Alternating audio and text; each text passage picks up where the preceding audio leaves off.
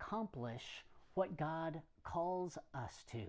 Let's say that God has put on your heart something that you want to see more of in your life and circumstances. You want more time at home, but your job is a potential obstacle of that. You have to work 20 hours a day, it seems like. How do you invest more in your marriage? You may want to be healthier. You may have some health concerns. And in order to do that, you need to exercise every single day. Something like that. I don't know what it is for you, but take just a moment and think about what one of the obstacles and goals, the obstacles to those goals are in your life. How does this economy of grace work with those goals? Jesus said, "Come to me if you're weary and heavy laden." In Matthew chapter 11, verse 28, he says it this way. He says, "Come to me, all who labor and are heavy laden." Now, that's not a phrase you and I use all the time. I don't come home from work and go, "Wife, I'm heavy laden." That's not a phrase. What does that sound like in your language? I say things like, "I'm beat. I'm wiped out. I had more day than I had energy. I'm spent. I can't take it anymore. I'm tired." And then here's Jesus who says, "Come to me, all who are weary and heavy laden. Come to me, all who labor or are weary and are heavy laden, and I will give you rest." Rest isn't something that we work ourselves into.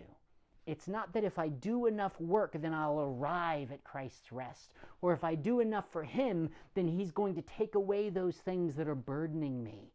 Doesn't that sound like what we're often trying to do? That if I serve Him enough and I do enough in my job, then eventually my job will be less demanding. But your job is never going to be less demanding. Your marriage or relationships are never going to need less of you. Your finances are not going to need less stewardship. Your kids are not going to be less dependent.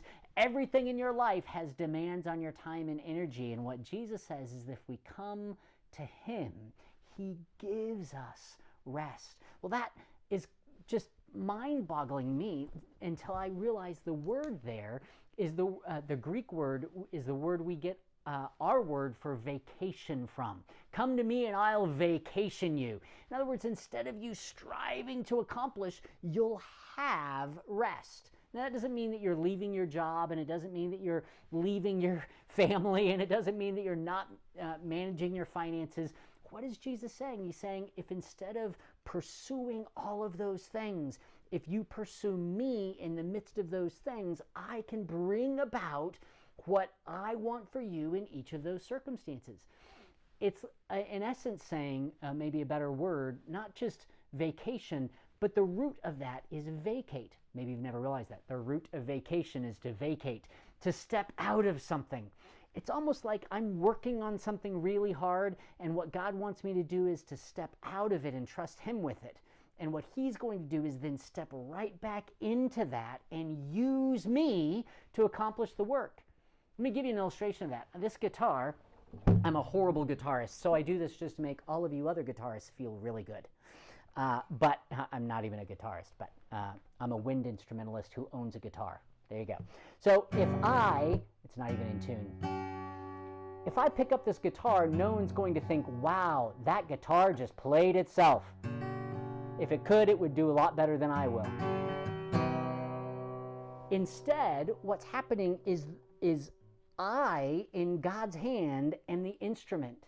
And He's the one that's making the music. Instead of me striving to do the work, He's going to be the musician, and I'm going to be the one through which He does the labor. We're vacating so that God can occupy. He's not going to take over what we don't relinquish.